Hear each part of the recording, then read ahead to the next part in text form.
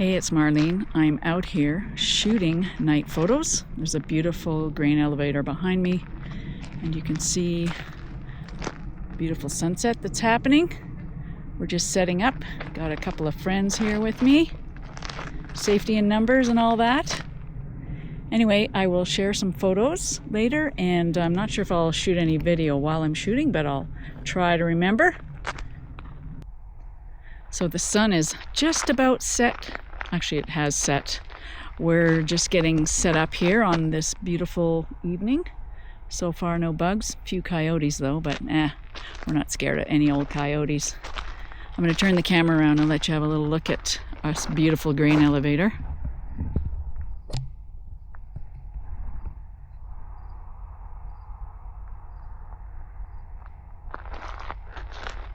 We even saw an owl. So anyway, hopefully we get a beautiful Milky Way shot. That's the goal, right beside the grain elevator. That's the goal tonight, to get the Milky Way. We only have, believe it or not, about an hour of peak Milky Way, and it's kind of right around twilight, so hopefully we can get something. And yeah, I'll share the photos later on in this video. Okay, wish me luck.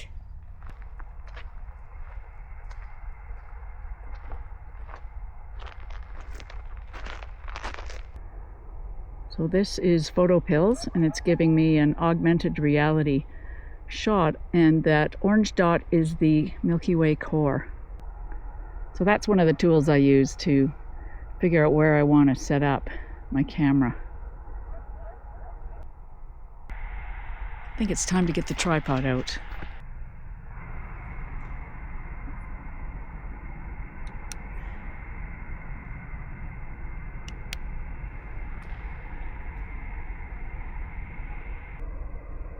Okay, it's twilight, astronomical twilight, and I see the North Star, so I'm going to try the polar alignment and then line up my photo. It's probably going to be another hour yet, maybe half an hour if we're lucky, but yeah, we have to wait quite a bit yet before it's dark enough. You can still see back there, there is light in the sky.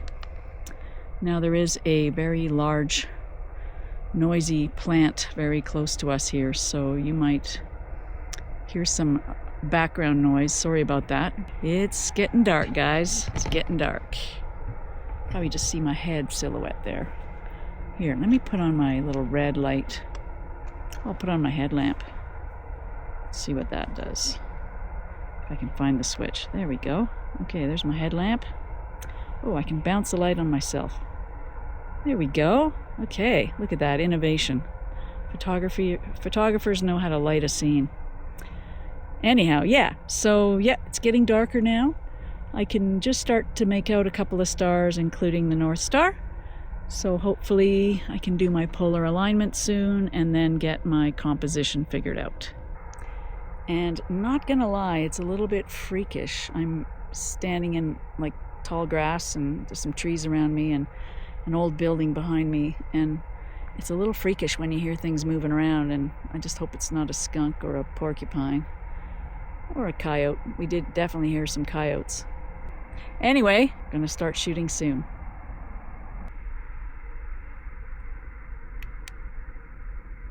Okay, it's Future Marlene here, and what I did after that was I took several compositions with the Lumix S1 Mark II and the 18mm lens. So a few compositions of the grain elevator as well as sort of a barn that was nearby.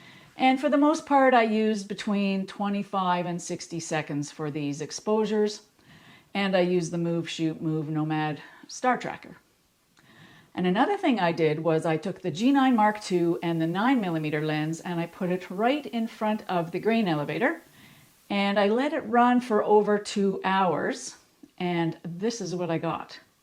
Now, unfortunately, some airplanes flew through the scene during our 2-hour or 3-hour shoot, and so I spent some time in Photoshop getting rid of the airplane trails. And you can see from the original shot that there was obviously a flight path.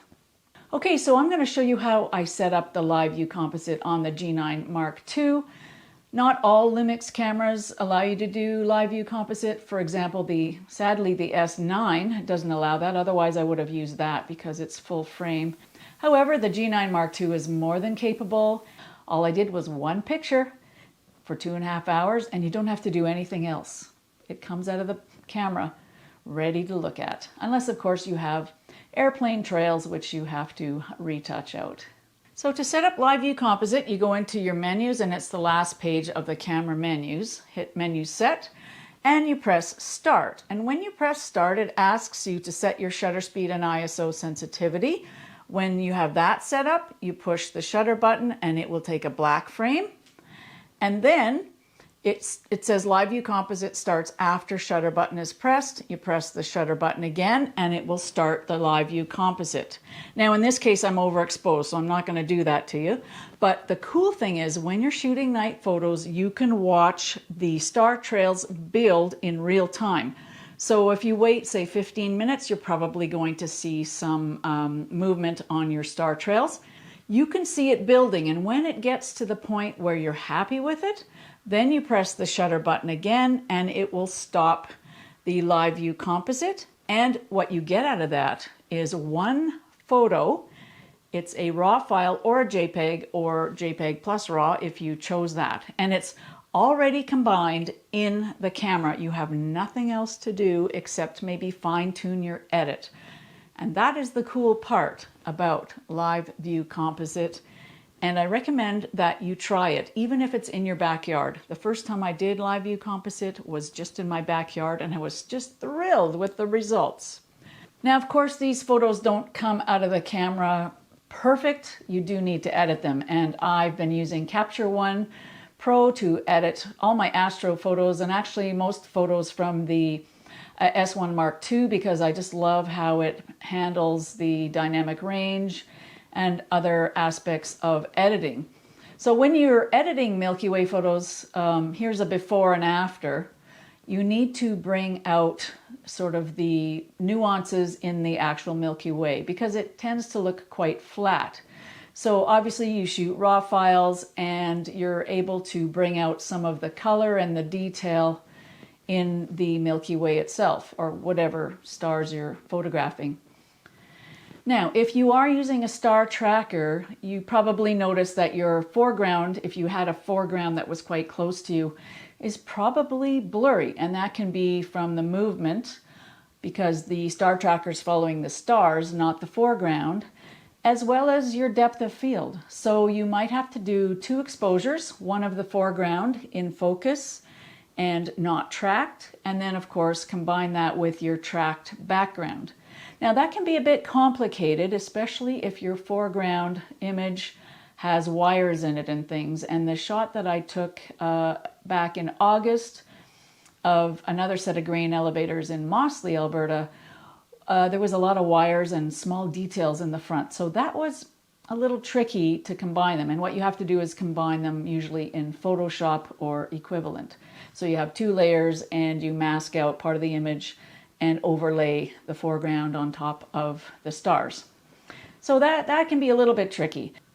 So the ones at Sharples, I didn't do a foreground shot without the tracker and a background shot separate, and I never combined them because I had enough depth of field and my shutter speed was only about 25 seconds, so there wasn't a lot of movement in the foreground, and I think I can live with the results. But you can see from the Star Trails photo how super crisp that foreground is. So perhaps that was a mistake on my part. I probably should have taken a proper foreground image and combined it with the background. But you know, there's just so much going on when you're shooting star photos and night photos, not to mention the fact that you're basically working in the dark. So, you know, there's a lot of things to remember. So not that I'm making excuses for myself. Okay, I'm making an excuse. But anyway, just keep that in mind. If you want a crisp foreground and crisp stars, you definitely need a foreground photo to blend with the background photo. So did you notice anything weird about these photos? Yeah, the orange color cast, right?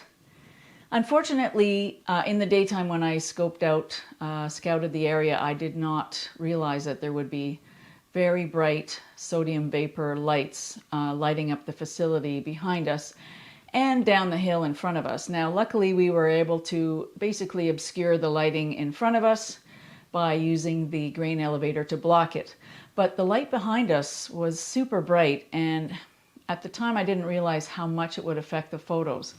And it really caused an issue with color cast or color balancing for the Milky Way. Now, sure, you can cool down your white balance and you can tweak it in the camera or in editing.